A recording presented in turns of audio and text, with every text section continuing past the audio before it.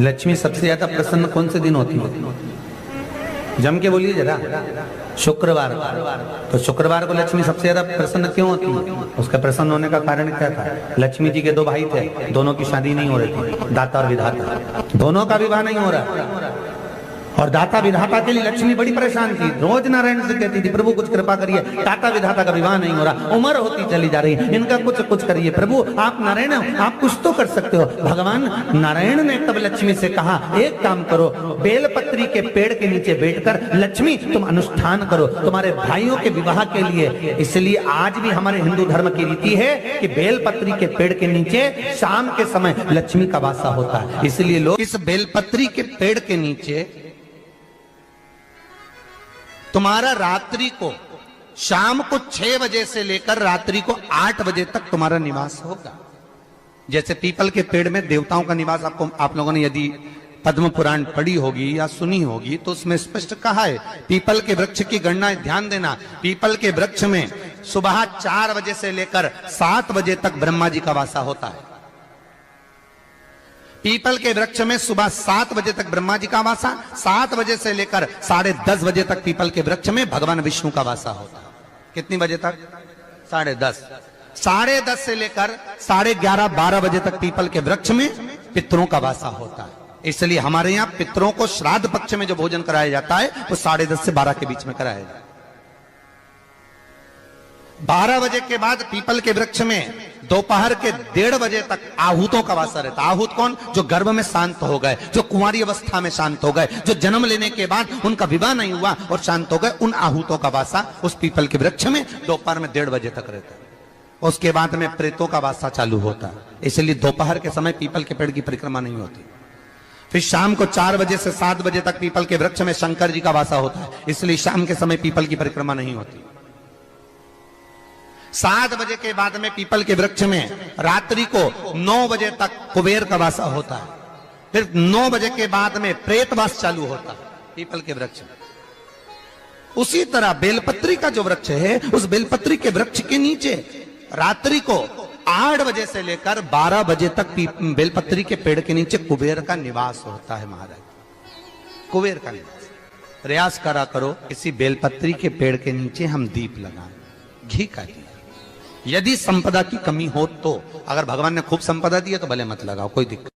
महामृत्युंजय मंत्र का यदि आप जाप करते हो और आपको मालूम पड़ गया कि शरीर में मुझे ये रोग हो गया है, मुझे शुगर हो गया है, मुझे बीपी हो गया है, मेरा ब्लड प्रेशर ऊंचा नीचा रह रहा है, कोई भयंकर रोग, मेरे रिश्तेदार को कोई कैंसर जैसा रोग हो गया, किसी को कोई थायराइड हो गया, किसी को कोई किडनी और लीवर में सूजन हो गई, किसी को कहीं किडनी और लीवर में तकलीफ हो गई, तो शिव महापुराण की कथा कहती है, नवग्रह शिव महापुराण की कथा कहती है कि बेलपत्री के वृक्ष के नीचे महामृत्युंजय मंत्र का जाप जो शुक्रवार की शुक्रवार घी का दिया लगा कर करता है, उसके रोग बाबा देवाधिदेव महादेव समाप्त करते चले जाते हैं। ये संजीवनी मंत्र शुक्रवार के दिन भगवान शंकर को शुक्र को दिया था, इसलिए उसकी प्रधानता है।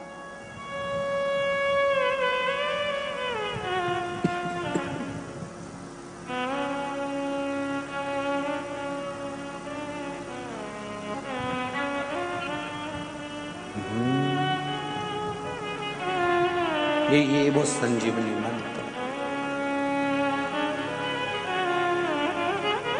शुक्रवार के दिन बेलपत्री के वृक्ष के नीचे बैठकर घृत का दिया लगाकर शरीर में जो रोग है उसका स्मरण कर कर शंकर जी से विनय कर कर, हे भोलेनाथ आपने शुक्र देवता को संजीवनी मंत्र दिया है, तो क्या आप मेरे को वो मंत्र प्रदान नहीं करोगे? मेरे रोग, मेरी बीमारी, मेरे दुख को आप नहीं हरोगे?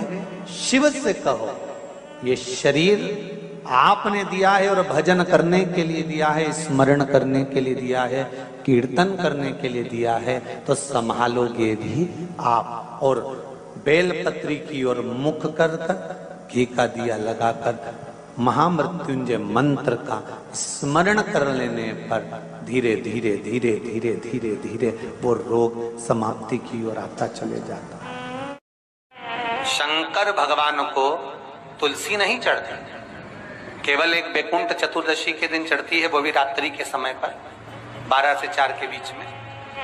पर शंकर भगवान को तुलसी नहीं चढ़ती। पर पद्म पुराण कहती है कि शंकर भगवान के मंदिर के बाहर जो तुलसी का वृंद लगाया जाता है, शिव जी के मंदिर के बाहर जो तुलसी का पौधा लगा रहता है या लगाया जाता है, उस तुलसी के पौधे में जितनी मंजरियां लगती हैं, उस मंजरियों में जितने दाने लगते हैं, उतने दाने गिन लिए जाएं और उतने समय का बैकुंठ का वास उस मनुष्य को प्राप्त हो जाता है मृत्यु के बाद।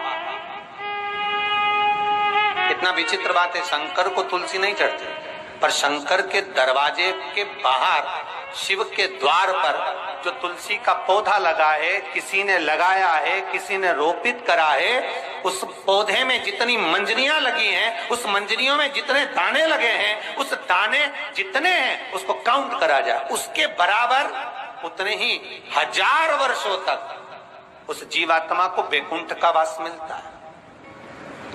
क्यों? उसकी कथा भी यहां पर वर्णन है।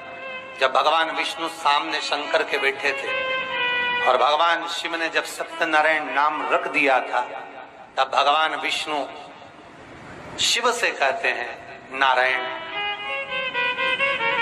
भगवान शंकर से कहते हैं भोलेनाथ, त्रिकालदर्शी, कैलाशी, अविनाशी, हे शिव। मेरे सारे विग्रह के साथ में लक्ष्मी मेरे साथ में। बहुत ध्यान देना महाराज, मैं अगर नारायण रूप में हूं तो लक्ष्मी मेरे साथ में, मैं राम रूप में हूं तो सीता मेरे साथ में, मैं कृष्ण रूप में हूं तो राधा मेरे साथ में, मैं रंगनाथ रूप में हूं तो गोदा मेरे साथ में, मेरे साथ में लक्ष्मी सदा विराजमान है। पर आज आपने मेरा जो सत्यनारायण नाम रखा है, मैं अपना संग किसको ले? तब भगवान शिव ने कहा, आप जब बाहर निकले जो रोपित मिले बस वही आपको समर्पित हो।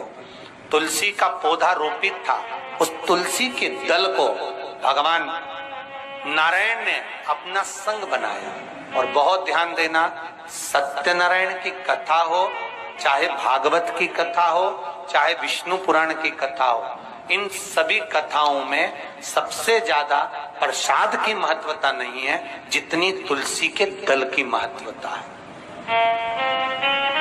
क्योंकि सत्यनारायण के साथ में हरि के साथ तुलसी का स्मरण